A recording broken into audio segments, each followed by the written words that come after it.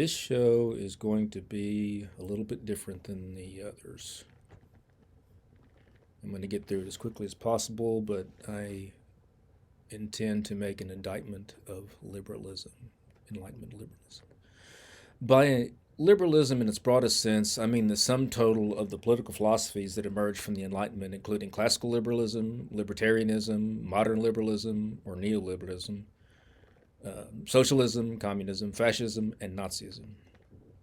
This is not an exhaustive list, but should also include modern American conservatism, which I call conservative liberalism, but exclude classical or traditional conservatism or its ancestor, the old order, the Ancien Regime.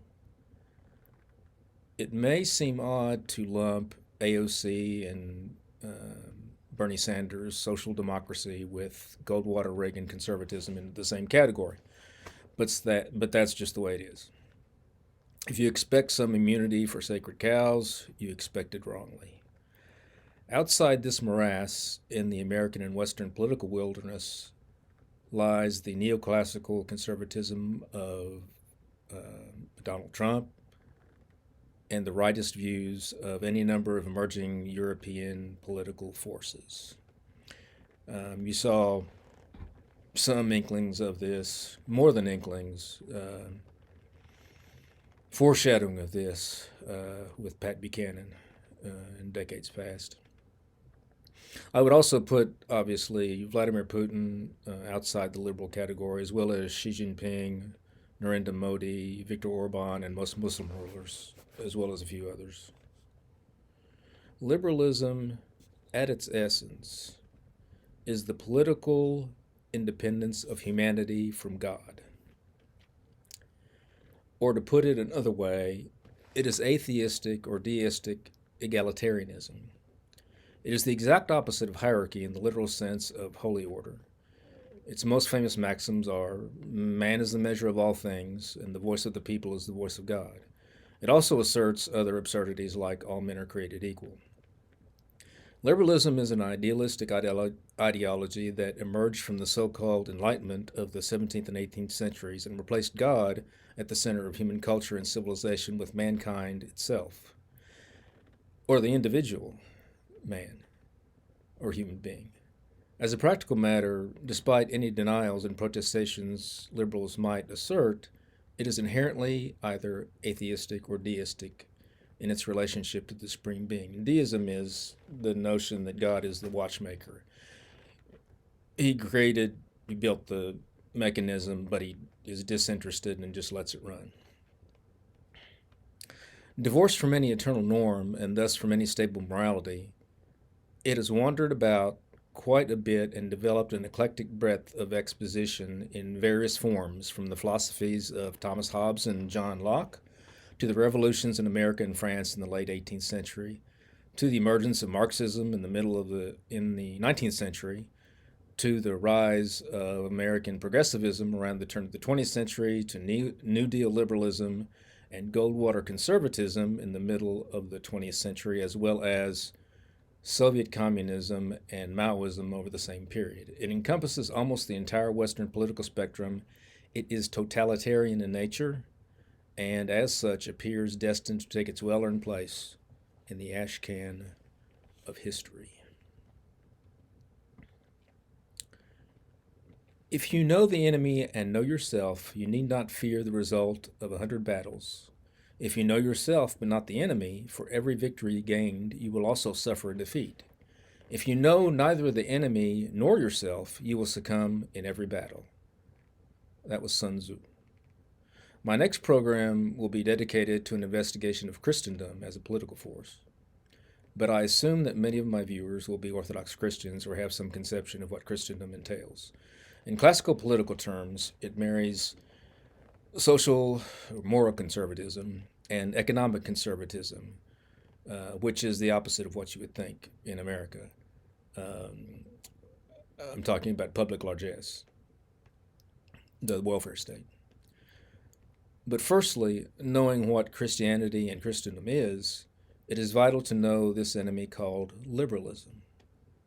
We throw the word around a lot. I want to look at it.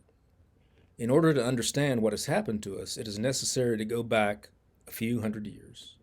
We can better illuminate the Christian alternative to liberalism if we first examine liberalism in some detail.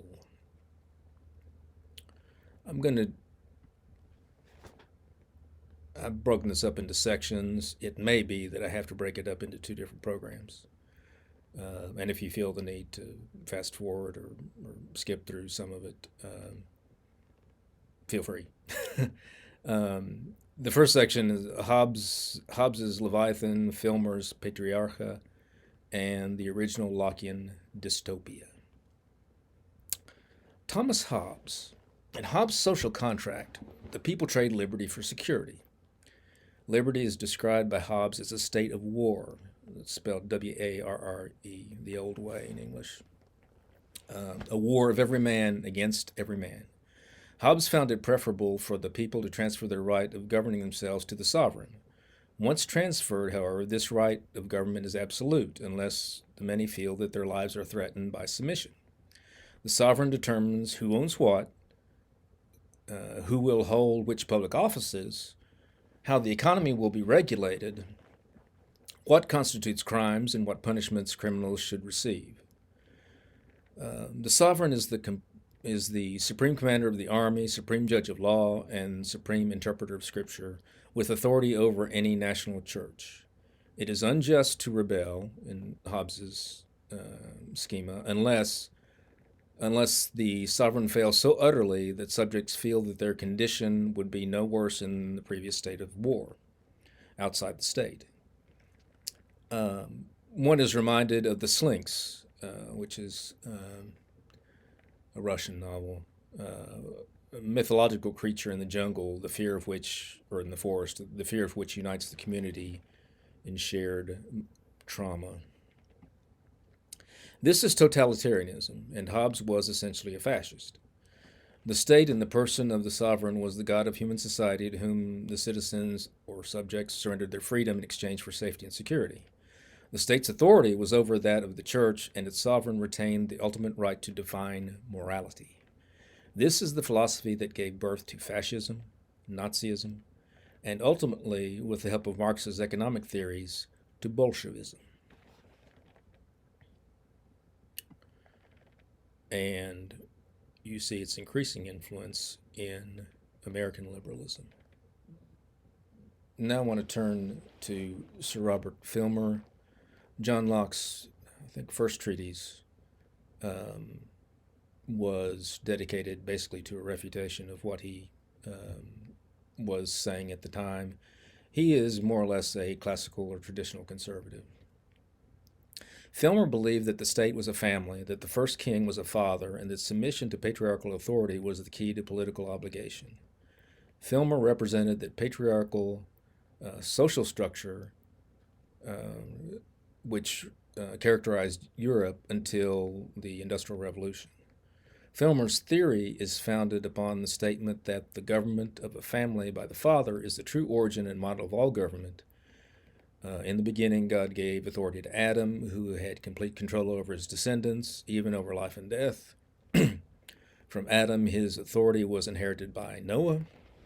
This assumes that from Shem, Ham, and Japheth, the patriarchs inherited the absolute power which they exercised over their families and servants, and that it is from these patriarchs that all kings and governors, whether a single monarch or a governing assembly, derive their authority, which is therefore absolute and founded on divine right. In his schema, the king cannot be bound by the acts of his predecessors, for which he is not responsible, nor by his own, for it is impossible that a man should give a law to himself. A law must be imposed by another upon the person bound by it. He asserted that the nobility gave counsel only to the king, that the commoners are to perform and consent only to the ordinances of Parliament, and that the king alone is the maker of laws, which derive their power purely from his will. A quote from his Patriarcha. Do we not find that in every family the government of one alone is most natural? God always governed his own people by monarchy only. The patriarchs, dukes, judges, and kings were all monarchs. There is not in all the Scripture mention and approbation of any other form of government. At the time when the Scripture says there was no king in Israel, but that every man did that which was right in his own eyes, even then the Israelites were under the kingly government of the fathers of particular families. He also wrote, "It's necessary also to inquire whether human laws have superiority over princes, because those that maintain the acquisition of royal jurisdiction from the people do subject the exercise of it to human positive laws. But in this also they err, for as kingly power is by the law of God, so it has no inferior law to limit it."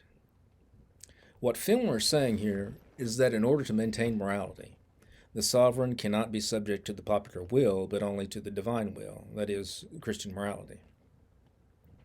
This is actual Christian monarchy. However, this does not address the relationship between church and state in the sense of the ultimate moral authority of the church. It is presumed that a monarch who derives his power from God is also bound by the law of God. Yet the mechanism for that binding to be exercised is cloudy when the monarch is the supreme head of the church, as was the case in England at the time. Of course, the Orthodox dynamic of Symphonia is preferable to that situation, and also to that of the Russian church from the time of Peter the Great to just before the Revolution, when the Patriarchate was abolished and the church was subject to the government. It is instructive to note that there was a continuing conflict in the West regarding who held ultimate power in the realm, the king or the church. In Catholic countries, this conflict was sometimes settled in favor of the Roman Catholic Church. In England, the king became supreme. That was Henry VIII. However, this arrangement proved unstable and led to the subordination of the monarchy to Parliament in the Glorious Revolution. This actually, that was 1688, this actually tracks the development of the Church Fathers' schema of monarchy, which could fall into polyarchy, which a representative government would be classified under a republic, and then descend into anarchy. From the time of the Great Schism, you had Symphonia, or a harmony between church and state, in the East, descending into papal supremacy over monarchy.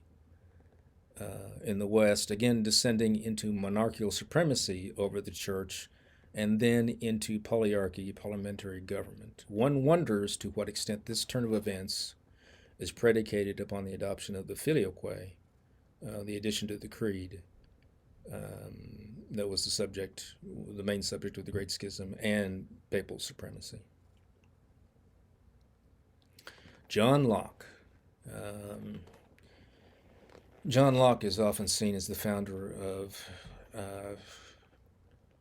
the project, along with Montesquieu, which we call American liberalism, or what we know as liberalism, Enlightenment Liberalism. Locke's first treatise was aimed squarely at the work of Filmer, whose Patriarchate was published in 1680, though probably written in the early 1630s.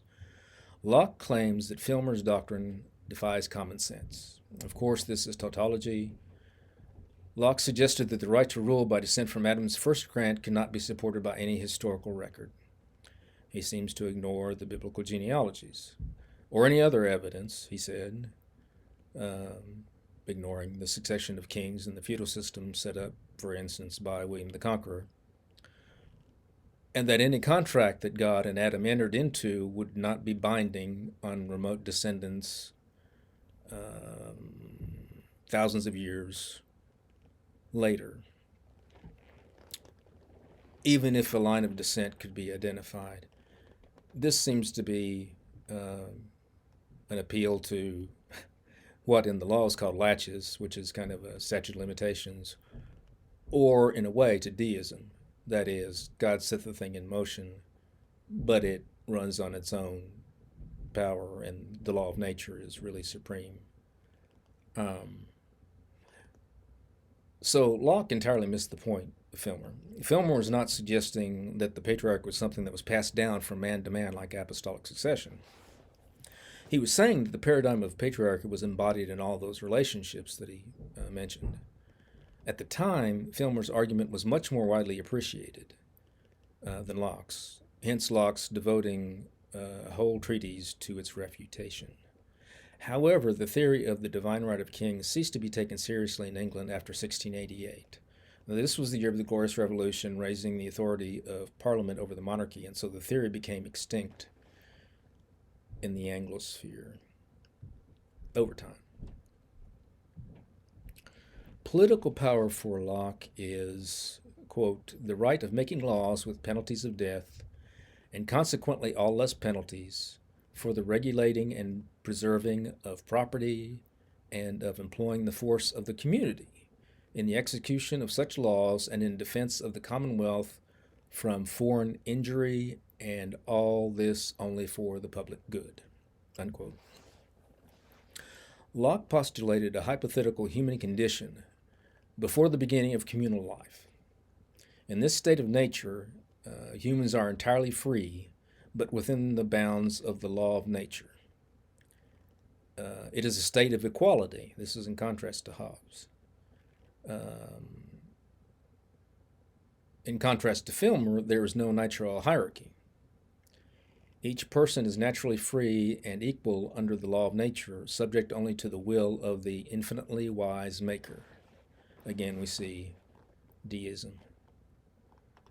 Locke thought that in the community created by the social contract, the will of the majority should prevail, subject to the law of nature.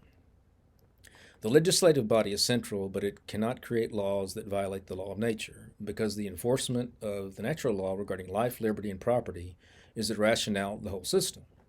Laws must apply equitably to all citizens and not favor particular factions, and there should be a division of legislative, executive, and judicial powers. The legislature may, with the agreement of the majority, impose such taxes as are required to fulfill the ends of the state, including, of course, its defense.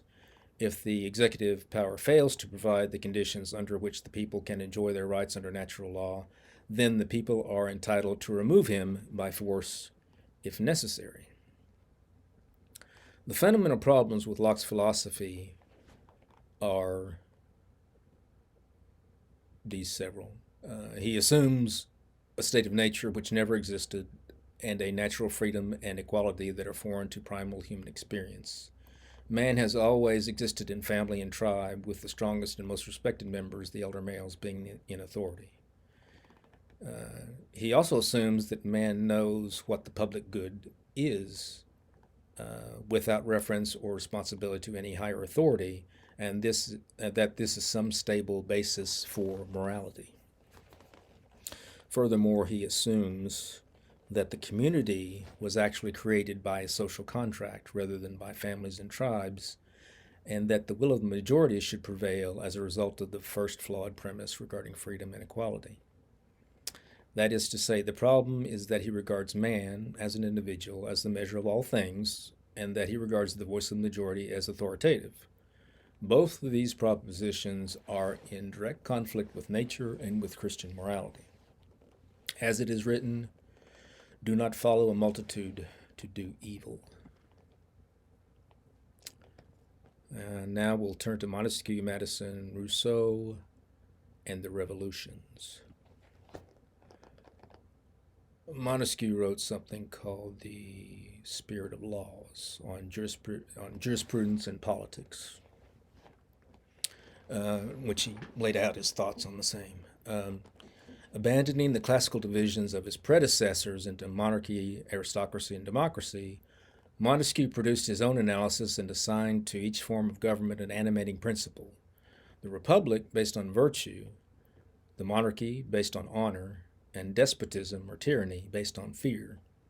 His definitions show that this classification rests not on the location of the political power, but on the government's manner of conducting policy. He also taught the separation of powers, as did Locke, dividing political authority into the legislative, executive, and judicial powers. He asserted that in the state that most effectively promotes liberty, these three powers must be entrusted to different individuals or bodies acting independently. He believed that free governments, including monarchies, must maintain a mechanism of checks and balances. Um, he, he postulated the idea of a free monarchy, which runs counter to modern sensibilities, but the opposite of that to him was an unfree monarchy, which he classified as despotism or tyranny. Society for Montesquieu must be considered as a whole. Religion itself is a social phenomenon, he said, whether considered as a cause or as an effect, and the utility or harmfulness of any faith can be discussed in complete independence of the truth of its doctrines. For Montesquieu, certain things are intrinsically evil: despotism, slavery, and intolerance. And this is something we will return to, this idea of self-evident truths. But again, you see the specter of deism in his thought as well. If the legislative branch appoints the executive and judicial powers, as Montesquieu indicated, there will be no separation or division of its powers, since the power to appoint carries with it the power to revoke. Now, Rousseau was kind of an enfant terrible, along with Voltaire. I'm just going to talk about Rousseau, though. Rousseau begins the second discourse, his second discourse, by distinguishing two kinds of inequality, natural and artificial. The first arising from differences in strength, intelligence, and so forth, and second from the conventions that govern societies. It is the inequalities of the latter sort that he set out to explain. Adopting what he thought the properly scientific method of investigating origins, he attempted to reconstruct the earliest phases of human life. This seems to have been a project with the early liberals. He suggests that original humans were not social beings, but entirely solitary. And to that extent, he agrees with Thomas Hobbes' account of the state of nature. But in contrast to Hobbes' view that human life in such a condition must have been poor, nasty, brutish, and short, which is a famous line of his, Rousseau claims that original humans, although admittedly solitary, were healthy, happy, good, and free. Human vices, he argued, date from the time when societies were formed.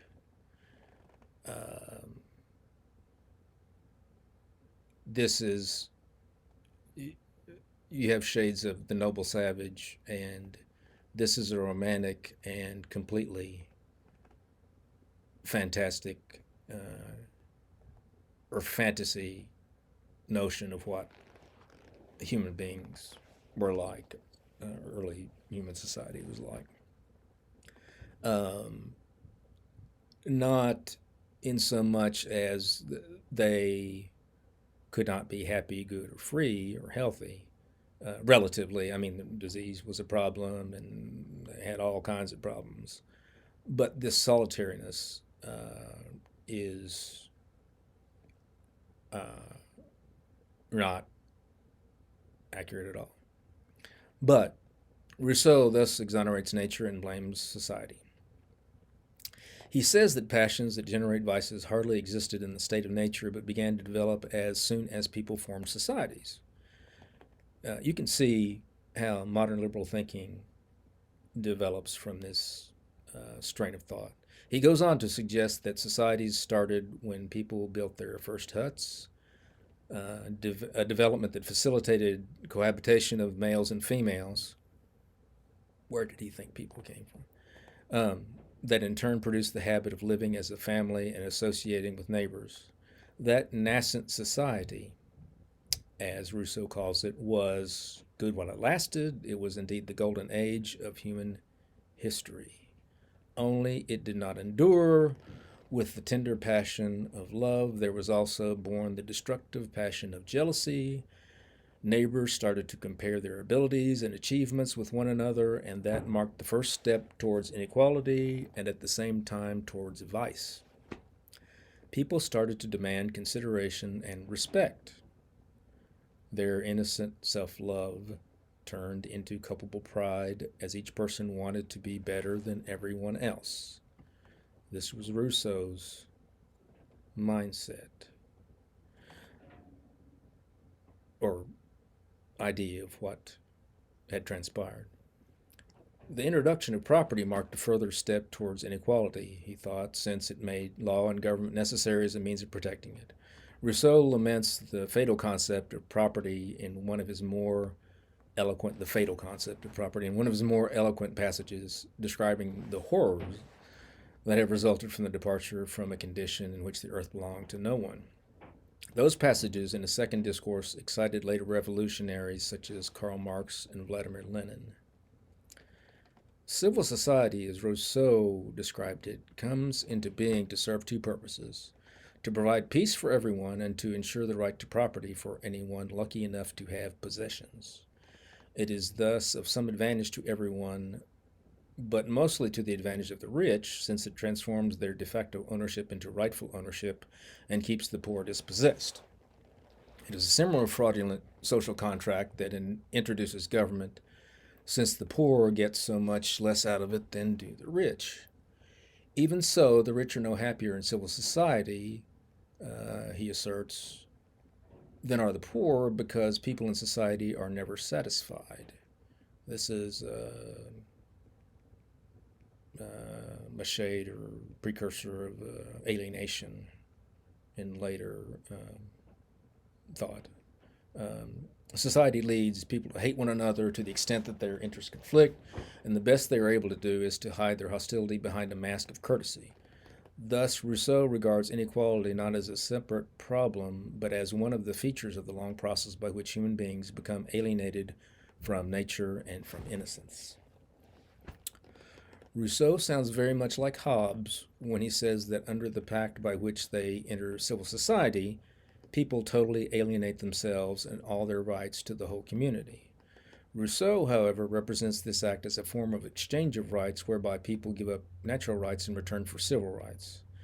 The bargain is a good one, he thinks, because what is surrendered are rights of dubious value, whose realization depends solely on an individual's own might, and what is obtained in return are rights that are both legitimate and enforced by the collective force of the community. There is no more haunting paragraph in the social contract than that in which Rousseau speaks of forcing a man, quote, forcing a man to be free, unquote. Persons who are coerced by society for a breach of the law are, in Rousseau's view, being brought back to an awareness of their own true interests.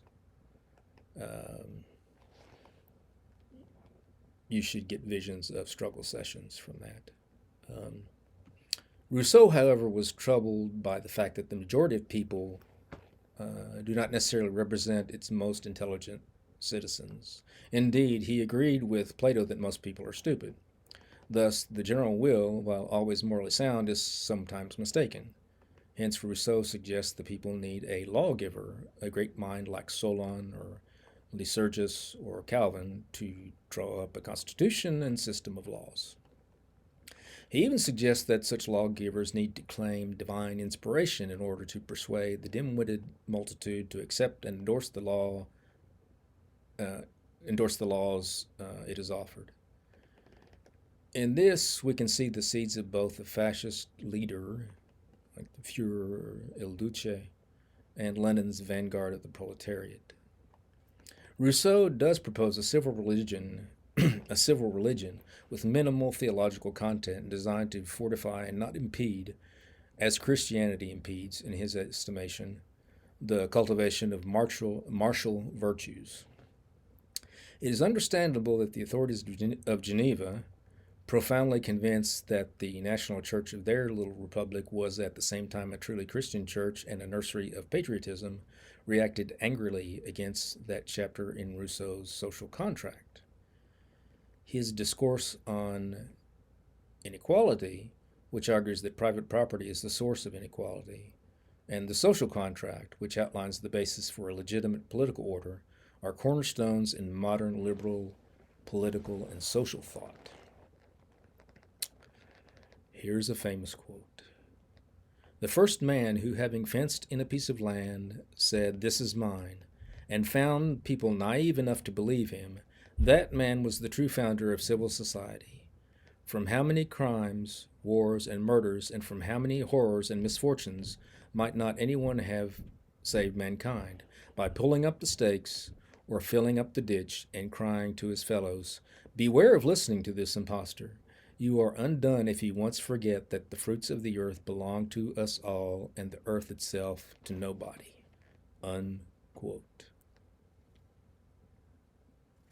Now we turn to James Madison. As we can see, the essential structure of the American federal government was adopted in Madison's draft of the Constitution from the ideas of Montesquieu and Locke. His main contribution to the American liberal project can be said then to be his drafting of the Bill of Rights, the first 10 amendments to the Constitution.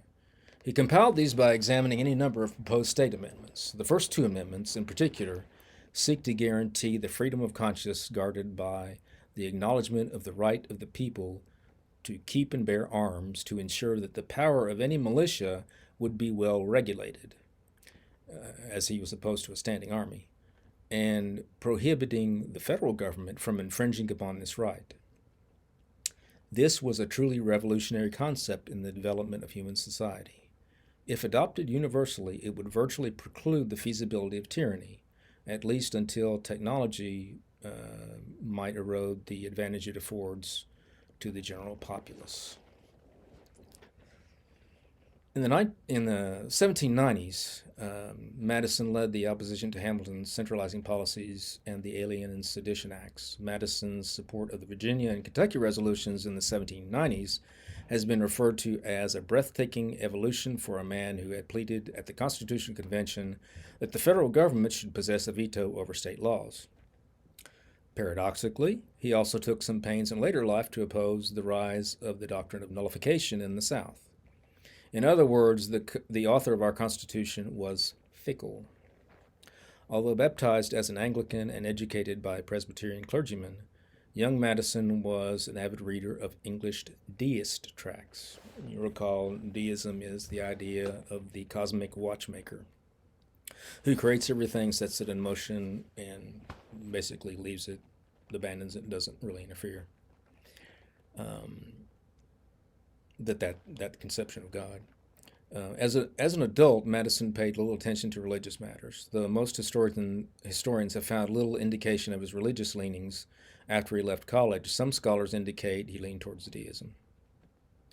Regardless of his own religious beliefs, Madison believed in religious liberty, and he advocated for Virginia's disestablishment of religious institutions sponsored by the state.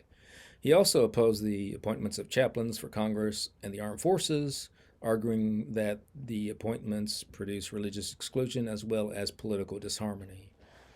Side note, several of the American colonies and then the American states had established religions when the Constitution was adopted, and there was no problem with that. The Constitution forbids the federal government from establishing or making an established religion, but the individual states were free to do so. The last state to abolish its establishment of religion was Massachusetts, which had established the Congregationalist confession as its religion.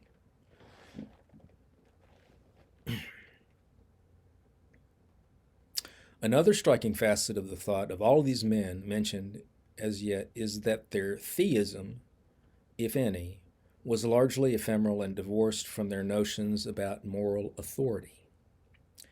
This is a luxury afforded to them by the fact that they were immersed in a thoroughly Christian civilization, and so they took most matters of morality for granted as a matter of common sense or projected natural law.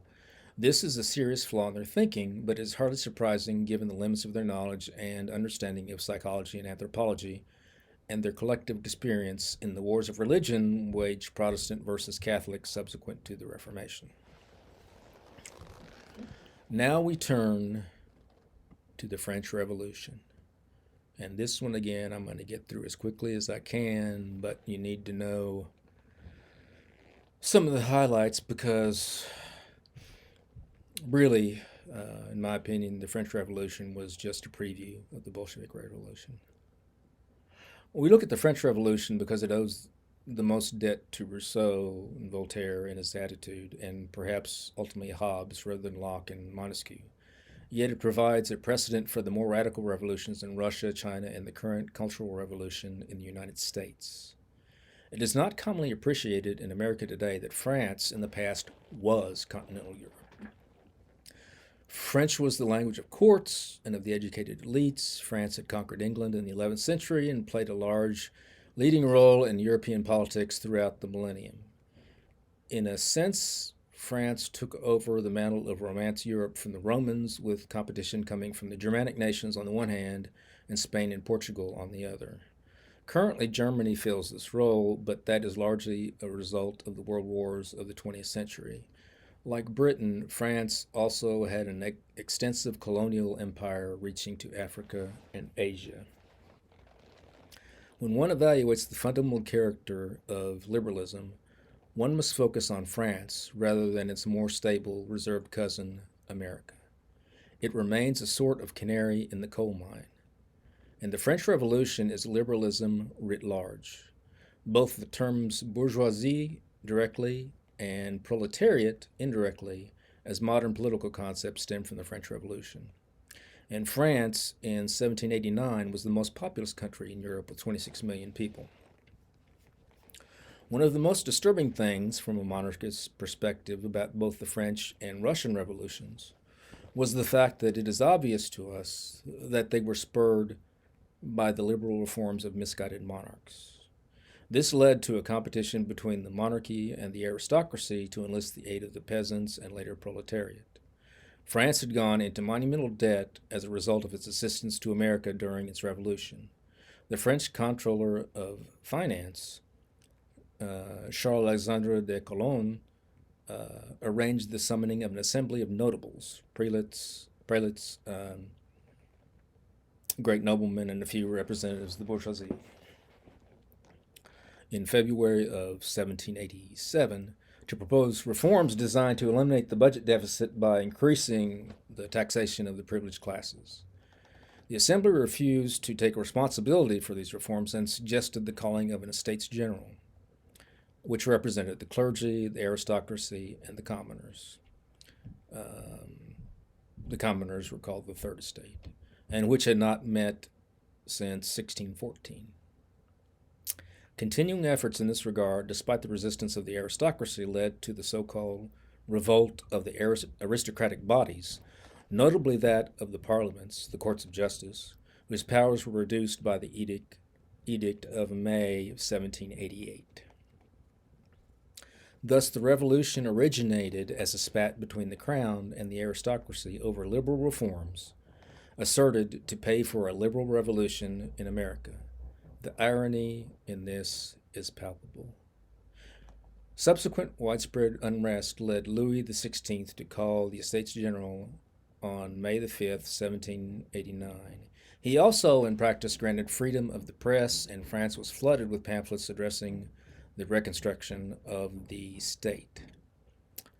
The elections to the Estates General, held between January and April of 1789, coincided with further disturbances, as the harvest of 1788 had been a bad one. There were practically no exclusions from the voting, and the electors drew up articles which listed their grievances and aspirations and demands. They elected 600 deputies for the Third Estate, that is, the commoners, another 300 for the nobility, and 300 for the clergy. The Estates General met in Versailles on May the 5th, 1789. They were immediately divided over a fundamental issue.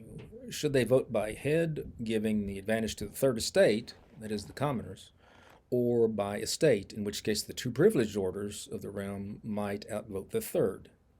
On June the 17th, the bitter struggle over this legal issue finally drove the deputies of the Third Estate, the commoners, to declare themselves the National Assembly. This, in essence, is the beginning of the revolution. One can see that the monarchy had already lost hold as a result of its effective renunciation of autocracy in calling for the assembly of notables and acquiescing to the call for the Estates General. Thus far, it seems like a precursor to the Russian Revolution of 1705, when the Tsar acquiesced to the empowerment of the Duma.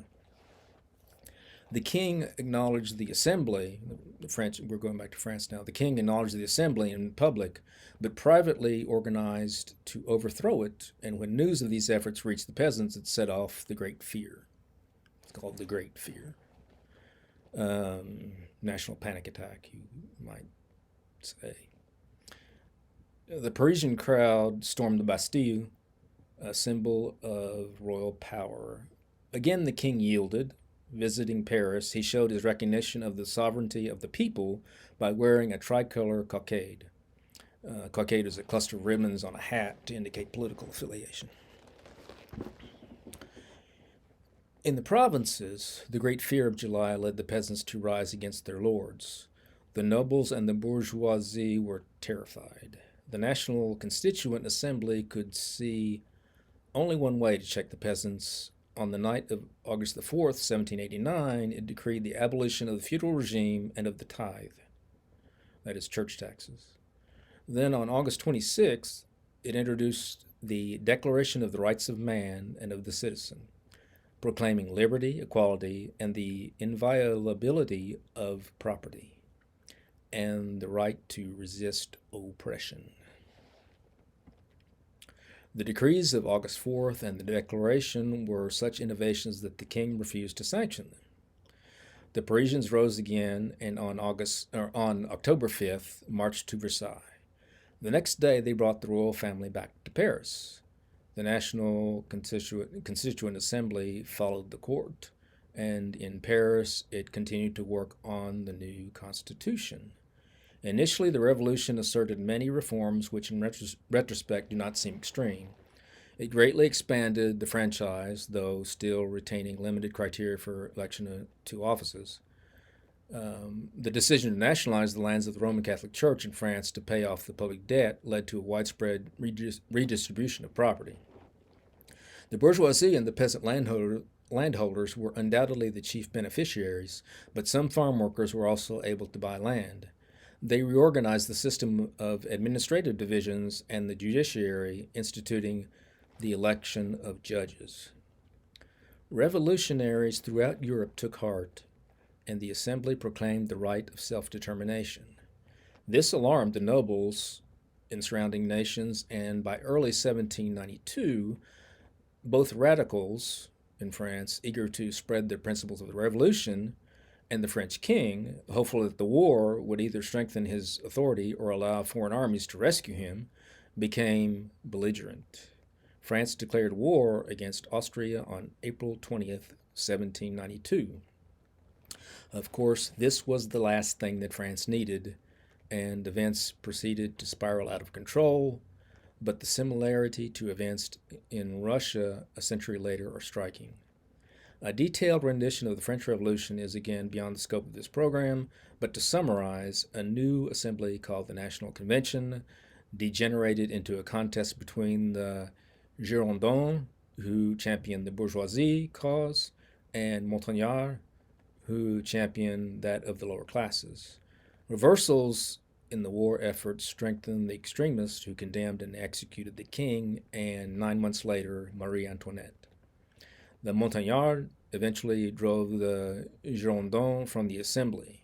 The Montagnards, with the support of the Sans-Culottes, the Association of Workers, Artisans, and Shopkeepers, had won. The Montagnards, who championed the right of the lower classes, were actually bourgeois liberals like the Girondins, but under pressure from the Sans-Culottes, which was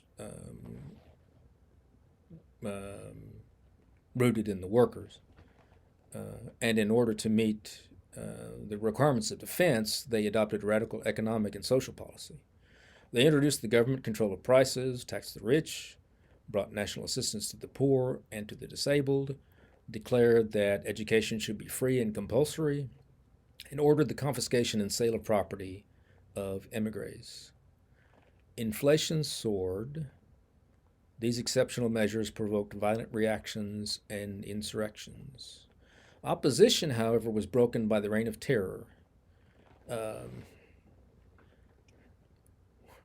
which lasted from uh, the 19th of Fructidor in the year 1 to the 9th of Thermidor in the year 2. They actually started a new calendar with different. This was associated with the Church of Reason and other schemes that stemmed out of the revolution. This actually was from September 5th, 1793 to July the 27th, 1794. The Reign of Terror, which entailed the arrest of at least 300,000 suspects, 17,000 of whom were sentenced to death and executed, while more died in prisons or were killed without any form of trial. At the same time, the revolutionary government raised an army of more than 1 million men. This resulted in victory in the war, which, again paradoxically, broke the spell of the revolution. The convention turned on Robespierre and executed him. Soon after his fall, the price control was abolished, the social laws were no longer applied, and efforts toward economic equality were abandoned. Reaction set in. The National Convention began to debate a new constitution. And meanwhile, in the West and in the Southeast, a royalist white terror broke out. White terror. Royalists even tried to seize power in Paris, but were crushed by the young general Napoleon Bonaparte on 13th of Vendémiaire in the year 4, which was October the 5th, 1795. A few days later, the National Convention dispersed. After a new bourgeoisie government convened, military successes and setbacks, as well as a series of coups d'etat, culminated in Bonaparte returning to France to exploit his own great prestige and the disrepute into which the military reverses had brought the government. His coup d'etat of the 18th of Brumaire in the year 8, November 9th of 1799, overthrew the Directory and substituted the consulate, and Bonaparte proclaimed the end of the revolution.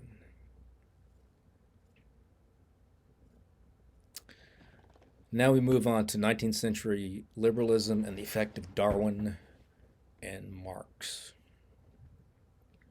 Effects of Darwin and Marx. Now, in America at this point, the detachment from religious conviction was a feature of elite opinion rather than a broader social understanding.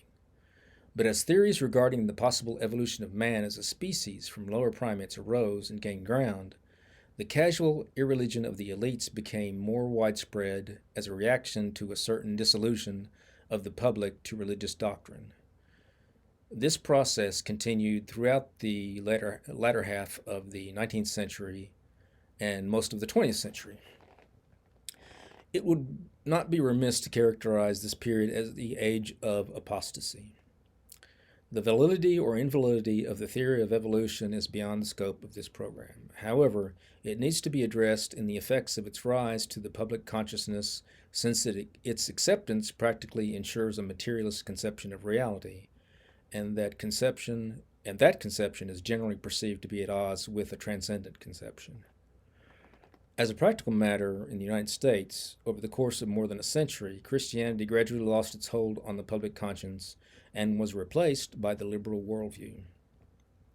What remained of Christianity in 1980 was, for the most part, a hybrid mix of mostly conservative liberalism, which is what I call American conservatism, with the retention of certain Christian concepts and terminology of greater or lesser depth. This was true of both Protestantism and post-Vatican II Roman Catholicism. Less than a century prior, Rome had condemned liberalism as a heresy incompatible with the Christian faith, and Protestants had published the Fundamentals pamphlets reaffirming the basic tenets of Reformed theology in the face of the emerging liberal spiritual revolution.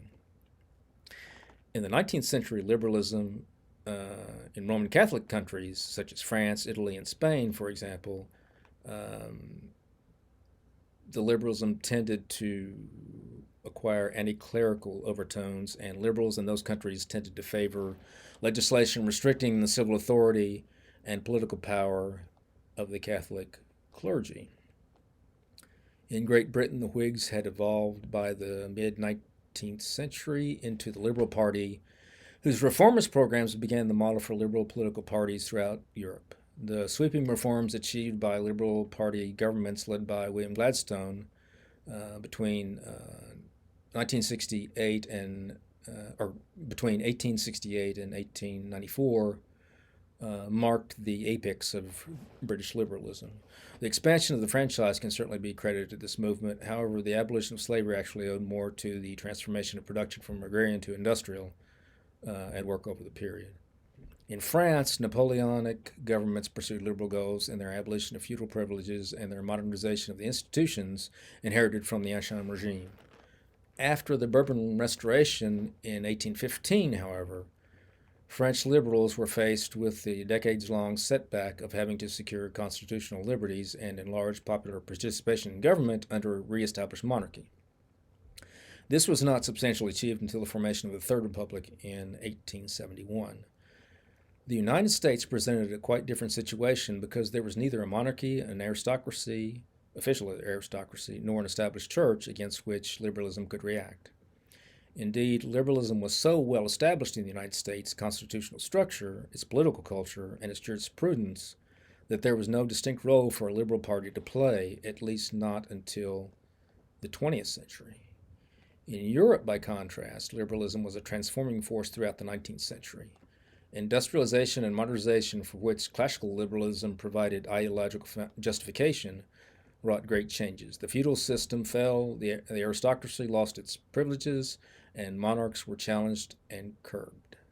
Capitalism replaced the economies of the Middle Ages, and the middle class expanded the means of production and vastly increased the wealth of society.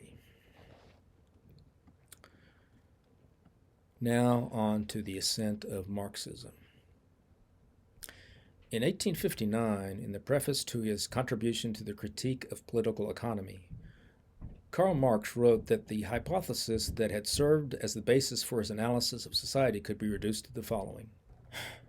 Quote, in the social production that men carry on, they enter into definite relations that are indispensable and independent of their will, relations of production which correspond to a definite stage of development of their material forces of production. The sum total of these relations of production constitutes the economic structure of society, the real foundation, on which rises a legal and political superstructure to which correspond definite forms of social consciousness. The mode of production in material life determines the general character of the social, political, and intellectual processes of life. It is not the consciousness of men which determines their existence. It is, on the contrary, their social existence which determines their consciousness. To put this more directly, it is the status of servitude in the dynamic of production which determines the consciousness of the proletariat, not that their consciousness determines their status. Law and politics are constructed around this fundamental basis. Or to put it more crudely, wage slaves are brainwashed by the system of production to be wage slaves. They have no agency, and the law and government exist to reinforce this system. Now, the fact that this is a fairly dark and sinister construction to place upon the system of industrial production goes without saying. But that is how the system appeared to Marx during his lifetime, and prior to the establishment of unions and a welfare state with administrative regulations alleviating the sharpest burdens of such employment, it was an understandable reaction. Yet paradoxically, the implementation of Marxian systems of economic organization did not fundamentally change the power relationship between those who control the means of production and those who labor in it. Whether under a state manager or private owner, the basic power dynamic remained. Even contemporary Marxists acknowledge this. See Richard Wolff. In any case, Marx postulated that as agrarian societies transformed into industrial societies, the working class or proletariat would be increasingly bled of their livelihood by the value-added component of capitalist production. In essence, and to simplify a much more complicated dynamic, workers were paid less than the actual value of their labor as measured by the market value of the goods produced in order to not only compensate the owners for material costs of production but to secure them profit. Thus, a disproportionate share, in Marx's estimation, of the value added to material goods by production at the hands of workers was withheld from them and kept by the capitalist owners. This necessarily resulted in Marxist schema in a situation where there were storehouses full of goods but no money in the pockets of the workers with which to purchase them, thus producing the capitalist crisis and violent revolution. In his later years, perhaps due to advances in union activity and the beginnings of some mitigation of the conditions of the industrial proletariat, Marx conceded that the revolution might happen as a consequence of political forces other than violence. And now we have arrived at 20th century liberalism. Progressivism and populism. Early American progressives invoked the preamble to the Constitution to assert their purpose of making we the people, the whole people, effective in strengthening the federal government's authority to regulate society and the economy. But progressives sought to hitch the will of the people to a strengthened national administrative power, which was anathema to the populists. The populists were animated by radical agrarianism that celebrated the Jeffersonian and Jacksonian assault on monopolistic power. Blah, blah, blah. Their concept of national democracy rested on the hope that the states and Congress might counteract the centralizing alliance between national parties and the trusts. In contrast, the progressives championed a new national order that completely repudiated the localized democracy of the 19th century. Progressive presidents such as Theodore Roosevelt and Woodrow Wilson and the philosopher John Dewey strongly supported America's entry into World War I because they believed, with President Wilson, that the country had a duty to make the world safe for democracy. We shall return to that notion. Most progressive reformers held a common belief in civic duty and self-sacrifice. They differed significantly, however, over the meaning of the public interest and how a devotion to something higher than the self could be achieved.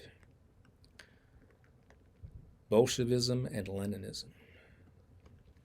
Vladimir Lenin considerably modified the Marxist thesis in that he asserted that in societies where industrial production was only nascent and thus the agrarian population vastly outnumbered the industrial workers, that the agrarian workers or peasants should be radicalized and inducted into the revolutionary movement. Hence the hammer and sickle, which represent the combination of peasants and proletariat. Agrarian peasants and industrial proletariat. Moreover, he did not believe that socialism needed to wait until full industrialization had taken hold and that the capitalist crisis had developed, but rather that a vanguard of the proletariat could and should seize power from the government and effectively speed up the process. This had serious ramifications for the pace of industrialization under the communists, since they were driven not only to make up the ground that capitalist development would have achieved, but for the revolution, but did so under the specter of hostile powers with industrialized military machines committed to their downfall. Now we move on to Stalinism and Maoism. I'm going through these quickly because I know we're taking some time. Again, if you need to look at this in chunks or whatever, feel free to do it that way. Stalinism and Maoism are the sad story of two societies that tried to do too much too quickly in too adamant a fashion. Or a story of extremism, in other words. Neither Joseph Stalin nor Mao Zedong were particularly stable psyches, and we may safely assume that they suffered from quite a bit of paranoia. This and or a rough upbringing would be the most likely explanation for the ruthlessness of their political programs. They were both hounded by the notion that Western capitalist powers would pounce down upon them with superior militaries, which were made possible by their superior manufacturing capacities, and thus they put their respective societies through waves of shock therapy, reorganization efforts to industrialize as quickly as possible and improve production levels to the point that they would need to reach in order to not only develop their societies economically, but perhaps more importantly, militarily. Both Stalin's and Mao's main tasks were to A. Stay in power, given the undeveloped cutthroat societies in which they found themselves, and B. Create a formidable defense capability to deter foreign aggression and secure their own place, while C. Feeding everyone during the process of industrial development. As some Marxist writers have observed, this was a harsh task in societies where people were not even accustomed to keeping time other than by the sun. This is no excuse for the extreme repression and bloodshed perpetrated by Stalin and Mao, but it should provide a window into the nature of the problem they faced as they saw it. Both had the advantage of command economies and near absolute authority. The body count under each regime, respectively, must be numbered in the tens of millions. Now we turn to Mussolini and Hitler. One may balk at my characterization of both the Italian fascists and German Nazis as liberal regimes. And I mean liberal in the widest sense of being ideological children of the Enlightenment. This, of course, is a matter of perspective. One cannot doubt that they are both the intellectual products of the Enlightenment. I would not characterize the regime of Francisco Franco, for example, as liberal. My reasoning is as follows. Firstly, both the fascists and the Nazis were effectively atheistic. And both are testaments to the proposition that man is the measure of all things, as well as that the voice of the people is the voice of God, since both regimes were quite popular. Neither admitted the superior authority of either the Roman Catholic or Protestant confessions to their political programs, and neither tailored their political programs to the morality of any religious authority. Indeed, both recognized no higher authority than the state in the personification of its leader. Moreover, both fashioned themselves as socialists of a stripe, and extolled the value of organized labor as a key component of state power. Thus, they both were demonstrably amoral, and yet at least feigned a serious degree of egalitarianism in theory, if not entirely in practice. But that is no different than other liberal regimes. Indeed, Organsky, I'm referring to AFK Organsky, in his nomenclature did not even categorize Nazi Germany as a fascist economic entity, but rather as a national welfare state, along the lines of FDR's America. One of the funniest lines, though probably unintentionally so, in his book, The Stages of Political Development, to which I refer periodically, was his observation that Hitler's Germany was a national welfare state, comparable to the United States, as evidenced by the fact that the Nazis were certainly aggressive about pursuing new markets. New Deal liberalism and the Great Society. There is more than a particle of truth in the Marxist-Leninist conception. However, private business interests were clever enough during the course of the Great Depression to mitigate the degree of perceived injustice in the physical conditions of the workers and their economic plight with reforms, and eventually with not only a more regulated workplace and union protections, but through the limited redistribution of earned capital through the tax and welfare system. That is to say, they added some socialism in order to save capitalism in its purest form from itself. In America, this came in two waves. First, under the Roosevelt administration during the Great Depression, then under the Johnson administration during the mid-1960s. These were, respectively, the New Deal and the Great Society.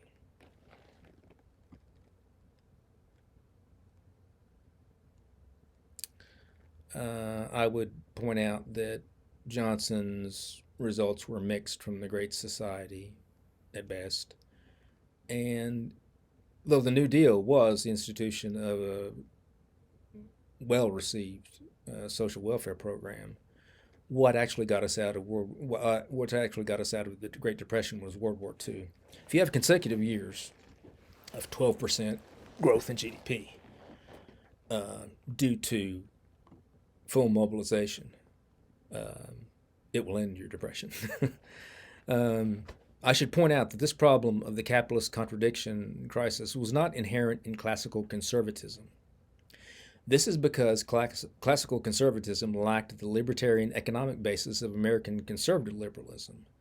Public largesse was a staple of the old order, and it was understood, though unevenly, it must be admitted, that the security of the upper classes was built on the satisfaction of the lower classes. I should also point out that the quest for equality is a facet of Enlightenment thinking that reminds one of the proverbial problem at the heart of many misguided philosophies. It is often said about philosophy itself. It is a blind man in a dark room searching for a black cat who is not there.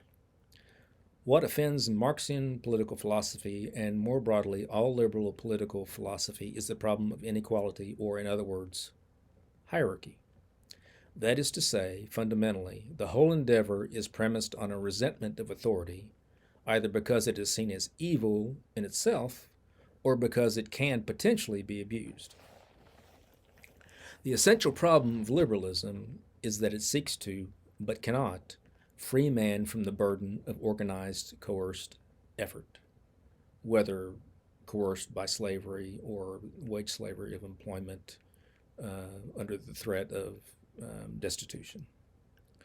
The dynamic which both Marxists and liberals seek to eliminate, power relationships which determine compensation for one's labor, can only be accomplished by establishing a universal basic income and inviting potential employees to work at particular occupations when they want to, and as often or seldom as they choose. That is, you must divorce economic support from the productive effort in order to fully succeed at the Marxist and liberal enterprise.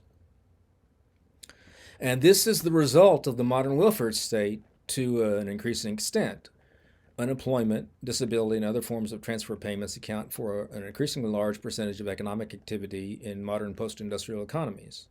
There's a certain logic to this in that with the rise of automation and non-human productive systems, the need for human effort directed to the economic support of human society may very well gradually perpetually diminish. This has been foreseen for many decades and is one of the central points in Organsky's schema of the stages of political development, which he calls the Age of Abundance. This is a stage when all people will essentially progress to the stage of being Renaissance men or women, independently wealthy in that their incomes are completely passive and with the freedom, or mostly passive. The specter is one, or the vision is one of perpetually decreasing work weeks and work hours, and with the freedom to devote their lives to self-actualization in arts, sciences, and any other productive endeavors they choose.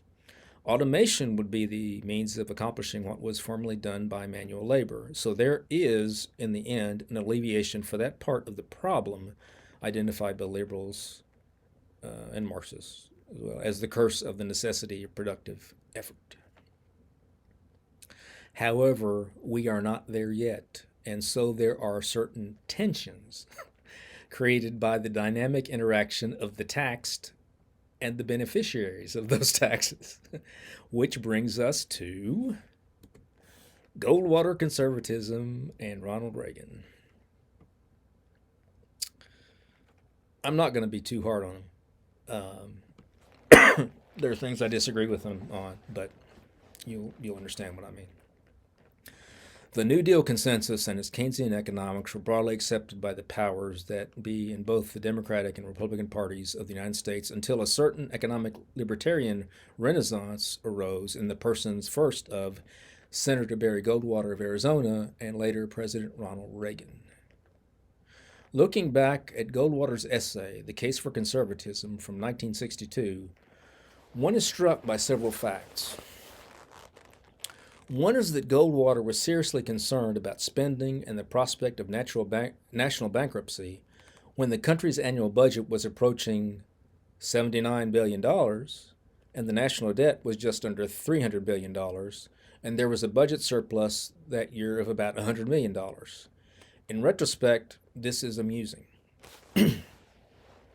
Another is that, though the ideology has changed, the enemies of American conservatism, that is, conservative liberalism, continue to be Russia and China, notwithstanding the fact that neither are communist entities anymore, the formerly purported reasons for the enmity. Thirdly, the Cuban and Taiwanese issues remain unsolved and the focus of conservative liberal scrutiny. But the most striking thing from a classical conservative perspective is the emphasis of generic Judeo-Christianity. This is a construct, it's not real, but generic Judeo-Christianity as a bulwark against communism abroad at the same time as propagating a quasi-libertarian economic policy against creeping socialism at home. This was the formulation of the division of classical liberal thinking into competing parties or movements.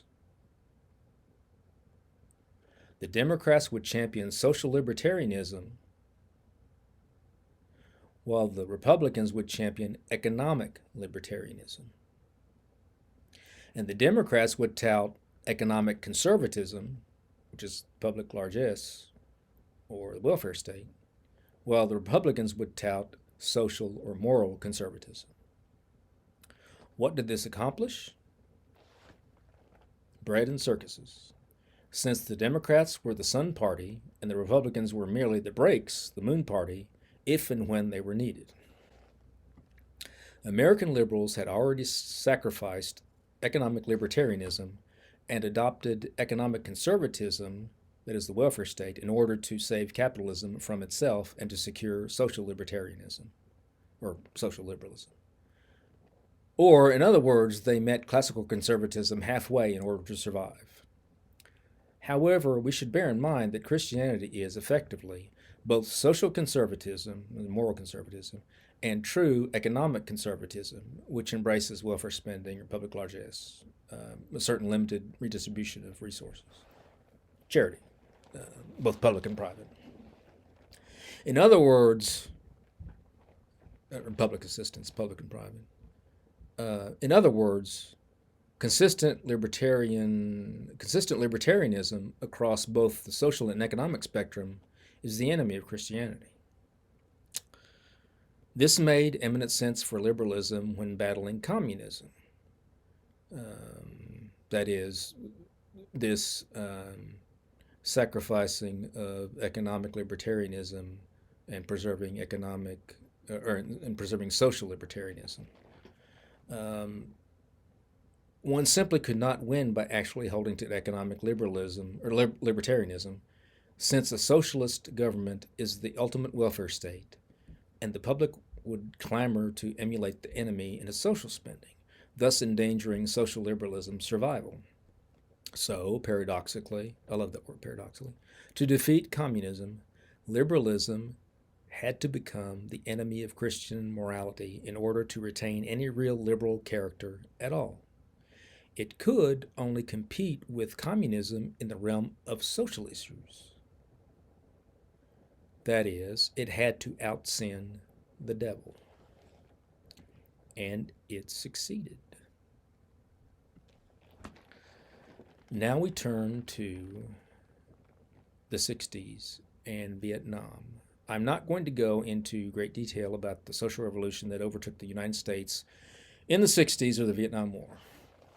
It is common knowledge that traditional mores were largely abandoned during this period, and that the United States fought a fruitless war against communism in Southeast Asia. And so I will confine myself to explaining how the Vietnam War did in fact end, because it is a lesson in the evil of liberalism. President Richard Nixon, a Republican, inherited the Vietnam War from Lyndon Johnson, a Democrat, in 1969. America eventually negotiated a ceasefire and drawdown of forces pursuant to the Paris Accords of 1973. Faced with a military setback and diplomatic isolation, Lee Duc-tho, Hanoi's principal negotiator, had abandoned Hanoi's, that is North Korea's, 1969 terms by October of 1972. Those terms were basically complete surrender and evacuation of all U.S. forces. He accepted conditions publicly put forward by Nixon in January of 1972 and decried as unachievable. These conditions were criticized as being unachievable in the U.S. domestic political debate, but he did achieve them, at least temporarily. The terms of the resulting Paris peace agreement were an unconditional ceasefire and release of prisoners, continuation of the existing South Vietnamese government, continued U.S. economic and military help for it, no further infiltration of North Vietnamese forces, withdrawal of the remaining U.S. forces, and withdrawal of North Vietnamese forces from Laos and Cambodia. In 1974, a Democrat-controlled Congress, the same party that had gotten America into the war, voted not to enforce the commitments agreed to in the Paris Peace Accords. Air support for Cambodia, South Vietnam, and Laos was cut off. The military aid promised was scaled back and never materialized, and the North was allowed to resume support for the Khmer Rouge. These were Cambodian communists, genocidal maniacs. Without the logisticals, what the Khmer Rouge were all about was the surgical elimination of Western influence. There's a good film called The Killing Fields about this. Without the logistical support provided by the Ho Chi Minh Trail, the North would not have been able to launch an invasion of South Vietnam by 1975, which it predicted would be its last chance before North Vietnam predicted that this would be its last chance, an invasion of South Vietnam by 1975, before the South was self-sufficiently able to defend itself. The U.S. canceled the bombing of communist positions on the trail. In Cambodia, last-minute efforts on the part of the U.S. to arrange for a peace settlement ended in failure. When the U.S. Congress vetoed Ford's call for a resumption of air support in Cambodia, panic and a sense of doom filled the capital, which was mercilessly shelled for more than a year by the communists, the capital being Saigon. President Ford openly predicted a bloodbath and stated that the Congress's decision to abandon Cambodia to the Khmer Rouge in particular would lead to an unbelievable horror story. He said this and warned them before it ever happened. The U.S. frantically abandoned Saigon, and the Pathet Lao advanced throughout Laos. Henry Kissinger begged Congress to double its last allocation to Vietnam from $700 million because he knew that that was the amount necessary to secure the sustainability of the Saigon government, but to no avail. Professor R.J. Rummel calculates that communist Vietnam directly killed upwards of 2.5 million people after 1975. These figures included Laotians and Cambodians killed by Hanoi. As a result, Phnom Penh, the capital of Cambodia, fell to followers of the Communist Party of Kampuchea, commonly known as the Khmer Rouge, on April 17, 1975. Over the next 4 years, the Khmer Rouge enacted a genocidal policy that would kill over 1/4 of all Cambodians, or more than 2 million people. UN investigation reported 2 to 3 million dead, while UNICEF estimated 3 million had been killed. Demographic analysis by Patrick Hoeveline suggests that between 1.17 and 3.42 million Cambodians were killed.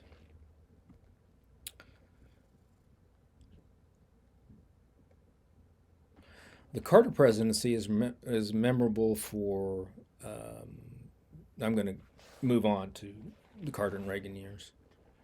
The Carter presidency is memorable for two negative developments: stagflation, that is the economic situation, and the Iranian hostage crisis.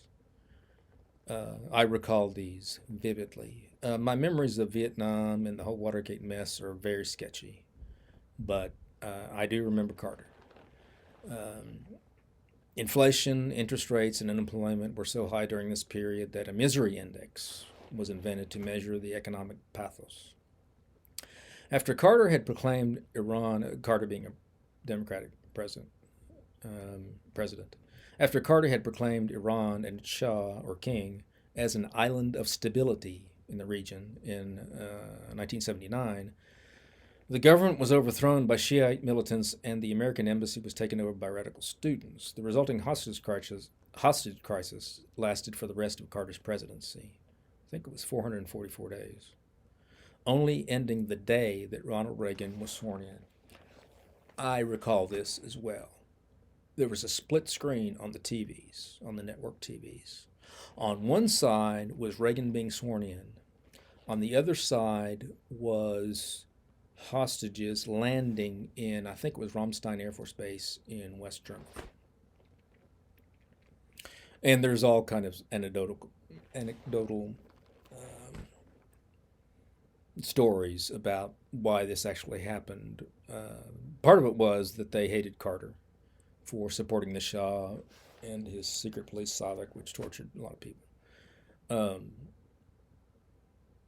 The other part of it was, and this is what the hostages told their captors. The captors, the students, asked the hostages what it meant that Ronald Reagan had been elected, and they didn't know how to explain it, and they just said, "Boom." So it ended before Reagan had a chance to do anything. Reagan largely accomplished the end of the Cold War and the defeat of communism in the Soviet Union, to the extent that its demise depended on outside forces.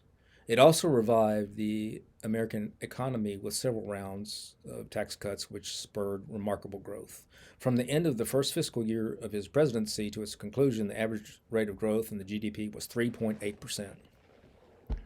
This is in contrast to recession that only ended as a consequence of the first year of his presidency, his first fiscal year budget that was put in place. This also resulted in large deficits. This was a product of the fact that he had a largely Democratic Congress to work with, and it was much easier to get them to cut taxes than to cut spending. Nonetheless, the battle over spending was hardly one of economic libertarianism versus the welfare state. It was rather the difference between 3% average annual growth in the budget as opposed to 7%. I recall these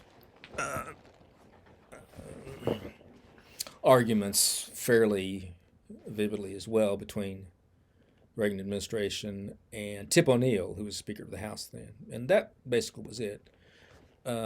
They talked about, Tip O'Neill and Senator Ted Kennedy talked about slashing the budget. By that, they meant cutting growth from 7% to 3%. Notwithstanding all of this, Reagan carried the banner of a conservative liberalism initiated by Goldwater, which in economic terms idealized libertarian economics. It is simply that there are limits to what you can accomplish as the Moon Party, where the Sun Party is the champion of the welfare state. Triangulation. I'm going to gloss right over the elder Bush years. He had directed the CIA, and he was Reagan's vice president, and Saddam Hussein invaded Iraq, possibly mistaking something that our diplomats said as a green light.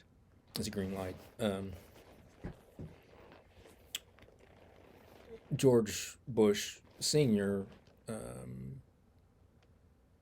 Evicted them from Iraq, but didn't go and topple a regime in Baghdad. And And he also raised taxes, and there was a little bit of a recession in his presidency, and he lost to Bill Clinton. Since the Clinton administration, the two parties have been scrambling to figure out how to proceed in the wake of the demise of communism. The Soviet Union collapsed, and China ceased to be effectively communist after the rise of Deng Xiaoping in 1978. The Soviet Union collapsed in 1991, but the collapse really started in 88 and 89. This gave rise to the birth of triangulation and the New Democrat. It was an attempt at moving toward the center, since the need for competing with the Soviets by pressing social liberalism had evaporated. However, this was unsuccessful. Though Clinton accomplished welfare reform and through smoke and mirrors managed to briefly balance the budget, the march to the left on social issues continued unabated. Safe, legal, and rare, don't ask, don't tell, and any number of other policies designed to stem the electoral bleeding only served to gain Clinton a second term, but not change the course of the Democratic Party. Which brings us to neocon, neolib, adventurism in foreign policy.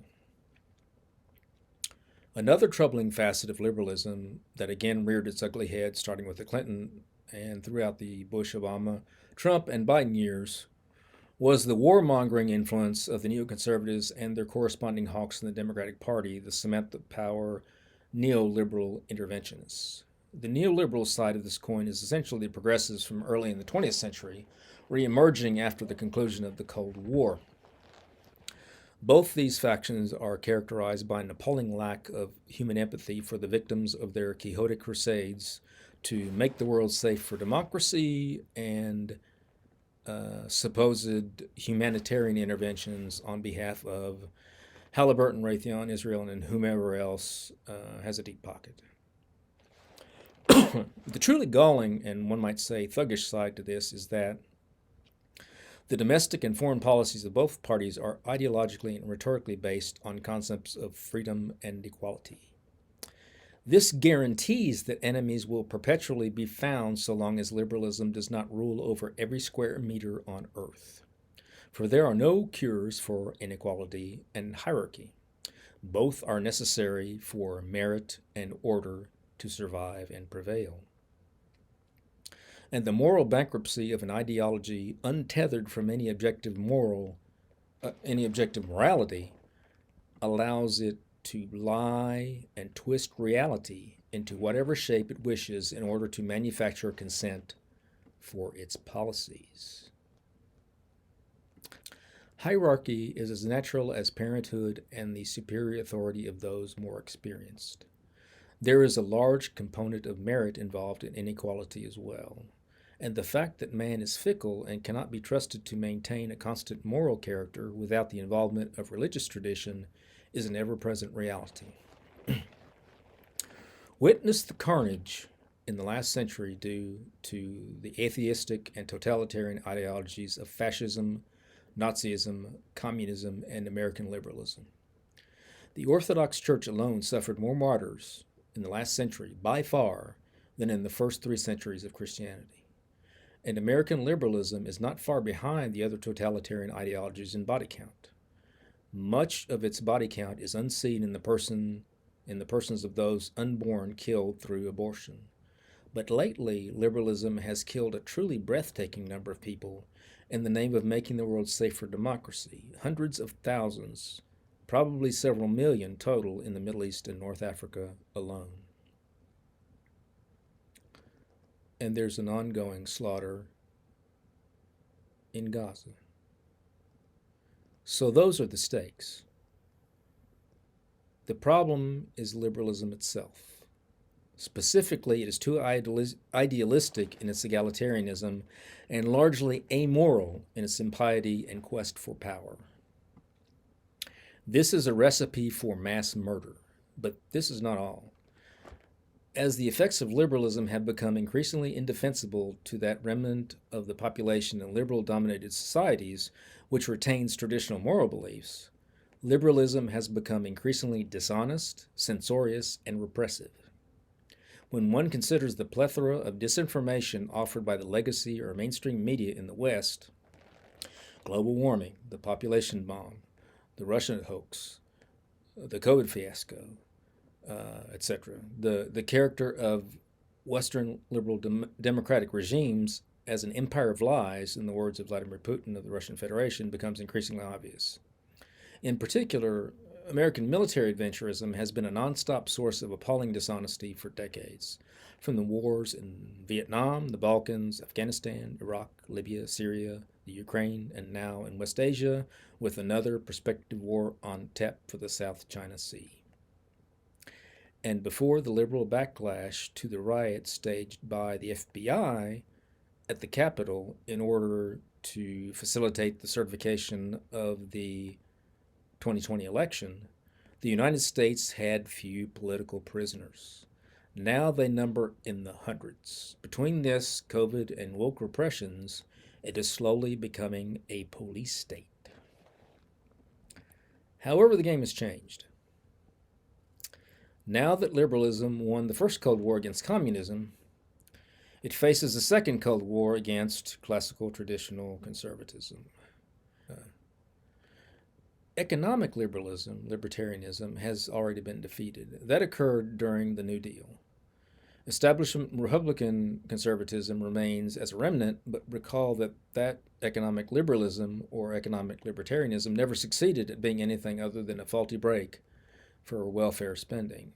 In other words, stick a fork in it. That leaves social liberalism as the only facet of liberal Enlightenment ideology to survive to the present. And now it is being attacked relentlessly, both internally and externally. The new right. The end result of liberal political formulations and machinations is the accumulation of political power in the hands of a class of liberal oligarchs and multinational corporations. That is the problem. It is an old one and is analogous to the conflict between the Russian Tsar and the Boyarin in Imperial Russia.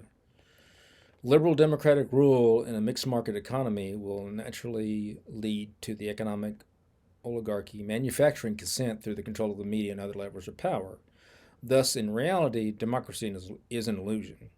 It is simply a formalistic ritual accomplished in various states of corruption, whereby the oligarchy transforms its will into the puppet show that is the modern democratic republic.